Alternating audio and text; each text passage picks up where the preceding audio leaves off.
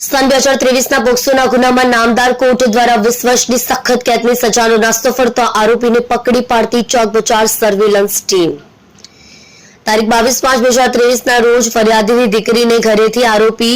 દીકરીને કાયદેસરના વાલીપણામાંથી અપહરણ કરીને અલગ અલગ જગ્યાએ લઈ જઈ દીકરી સાથે શરીર સંબંધ બાંધી ગુનો કર્યો હોય, જે બાબતે સન 2023માં ચોક બજાર પોલીસ સ્ટેશન પાટે ગુના રજિસ્ટર 2023 સીપીકો કલમ 363, 366, 376(2) જે 374(3) અને જાતીય ગુનાઓથી બાળકોના રક્ષણ બાબતના પોક્સો અધિનિયમ 2012ની કલમ 3A, 4, 6, 8 વગેરે મુજબથી ગુનો રજીસ્ટર થયો હોય, જે સદર case special POCSO case number 146/2023 થી ચાલી જતા સ્પેશિયલ પોક્સો કોર્ટ દ્વારા 20 વર્ષની સખત કેદની સજા કરી હોય, જે આરોપી નામદાર કોર્ટમાં હાજર રહેતો ન હોય। સેશન કોર્ટ દ્વારા આરોપી વિરુદ્ધ CRPC 70 મુજબનું વોરંટ ઇસ્યુ કરતા આરોપી નાસ્તો ફરતો હતો।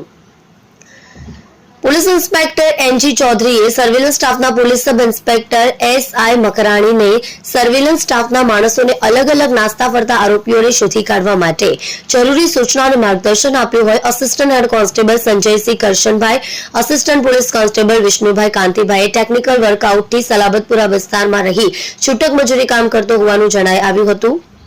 Assistant head constable Rahulbhai Kamleshbhai, assistant head constable Mahavirsinh Bhimjibhai નાઓએ હ્યુમન રિસોર્સને આધારે આરોપી તેજસ ઉર્ફે પટકુ જયંતિભાઈ પટેલને સુરત ભાટેના સુરત નહેર ખાતેથી પકડી પાડી પ્રશંસનીય કામગીરી કરી છે।